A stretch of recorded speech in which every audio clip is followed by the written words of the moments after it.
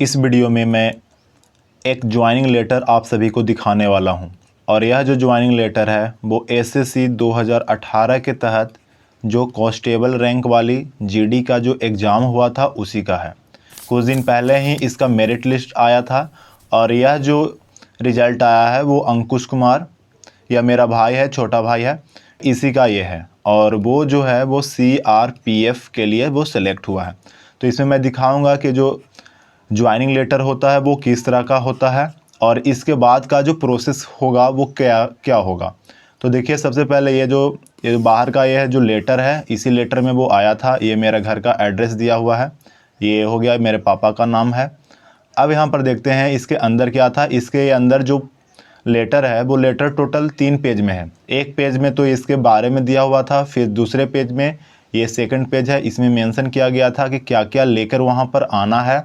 जैसे आप यहाँ पर देख सकते हैं, मैट्रिकुलेशन का सर्टिफिकेट है, डेट ऑफ बर्थ प्रूफ करने के लिए, फिर इसके पास आपका जो डिग्री है, इंटरमीडिएट है, सर्टिफिकेट है, वो लेकर आना है। अगर कैटेगरी क्लेम आप करते हैं तो उसके लिए आप जो कैटेगरी हैं उसका आप सर्टिफिकेट लेकर जाएं। और उसके बाद आपको लेकर जाना क्या है, 10 कॉपीज हो गया, रीसेंट पासपोर्ट फ़ोटो साइज़ का लेकर जाना है, पैन कार्ड, आधार कार्ड, ये है। ठीक है, ये जो ज्वाइनिंग लेटर है इसका मैं एक पीडीएफ डिस्क्रिप्शन में दे दूंगा, आप वहाँ से ठीक से देख लेना। चलिए, और एक तो ये हो गया सर्टिफिकेट करेक्टर।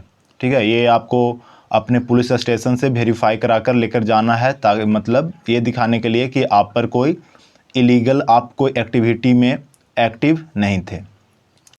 तो मैं वीडियो बनाने का जो मेन पर्पस है मैं वो आपको बताने वाला हूँ।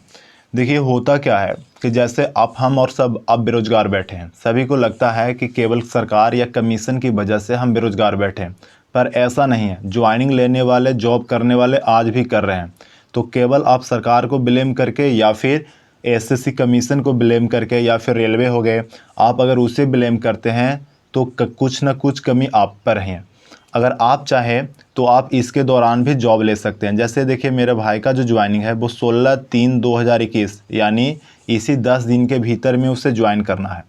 तो वो भी जो लड़का है वो 2018 से प्रिपरेशन स्टार्ट किया। एग्ज़ाम में कमीशन की वजह से एग्ज़ाम का जो शेड्यूल था वो थोड़ा सा चेंज हुआ और एग्ज़ाम कुछ दिन के लिए आगे पोस्टपोन्ड हो गया।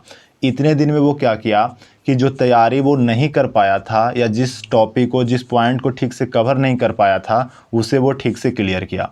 फिर उसके बाद एग्ज़ाम हुआ, एग्ज़ाम में अच्छा परफॉर्मेंस आया। हाँ, ये मानता हूँ कि जो कमीशन है जो 2018 के नाम पर जो वैकेंसी आई वो 2019 तक क्लियर हो जानी थी, पर लग गया कितना, 2021।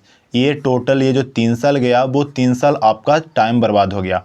पर हाँ, देखिए, इसमें एक आपका ये भी फ़ायदा है कि जैसे आप फ़िलहाल बेरोज़गार हैं, आपने अभी एग्ज़ाम दिया, कोई भी एग्ज़ाम दिया हो और उसे आप क्रैक नहीं किए, तो आप पर एक मेंटल प्रेशर है कि आपको कोई भी एग्ज़ाम के लिए अब आगे का तैयारी करना है। तो आप ये सोचेंगे कि लास्ट टाइम वाला एग्ज़ाम क्रैक नहीं हुआ, फ़िलहाल बेरोज़गार बैठे हैं, ये सब मुद्दे रहते हैं।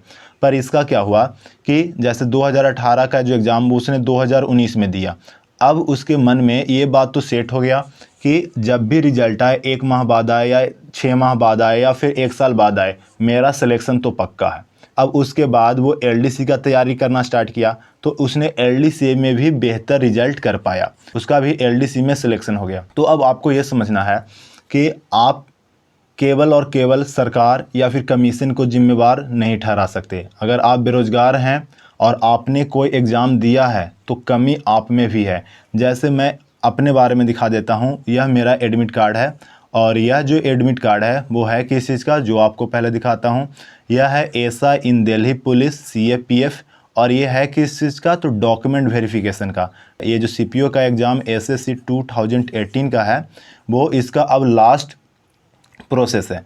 और यह जो मेरा देख लीजिए 9 तारीख 3रा महीना 2021 को, यानी आज से 2 दिन, ठीक 2 दिन बाद का मेरा शेड्यूल है और मैं बिहार से हूँ। तो मेरा जो एग्ज़ाम सेंटर है जो डॉक्यूमेंट वेरिफिकेशन का है वो प्रयागराज में है। तो अगर आप बस ये मन बना के बैठे हुए हैं कि सरकार आपको जॉब ला कर दे दे, तो ये पॉसिबल नहीं है। आपने एग्ज़ाम की जब तैयारियां स्टार्ट की थी तो आपने यह सोचकर तैयारी की स्टार्ट की थी कि मैं एक कंपटीशन की तैयारी करने वाला हूं। तो कंपटीशन का मतलब ही है कि हमें दूसरे से आगे निकलना है। ठीक है। तो ये भी एक प्रकार का एक चैलेंज है। अगर कमीशन कितना भी लेट कर दे, कितना भी गड़बड़ कर दे, हाँ हम लोग सब साथ मिलकर कमीशन का विरोध कर सकते हैं, किए भी हैं, पर इससे आपका रिजल्ट होने वाला नहीं है। रिजल्ट उसी का होगा जो आपसे बेहतर है।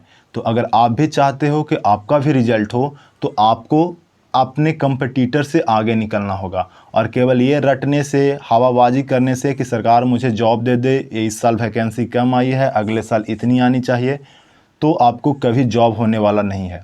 तो मन लगाकर पढ़ा कीजिए जितना हो सके। आज अगर 1 घंटा पढ़े, कल 2 घंटा पढ़िए, कल 2 घंटा पढ़े, परसों और ज़्यादा पढ़िए। जितना हो सके लास्ट दिन के तुलना में मैक्सिमम करने का कोशिश कीजिए। मैं ही अपने बारे में बता देता हूँ पहले कि जैसे लास्ट ईयर के जो CGL 2018 का हुआ, उसमें मेंस में मेरे मैथ में 172 थे।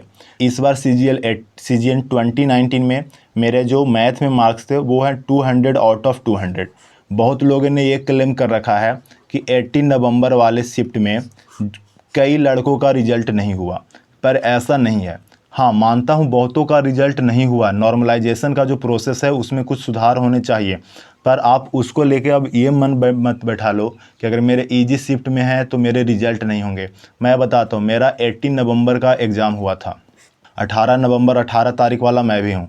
अब यहाँ पर देखिए, आपको ये सोचना क्या है कि मेरे मैथ में थे 200 में 200, और मेरा जो कैटेगरी है वो UR कैटेगरी है।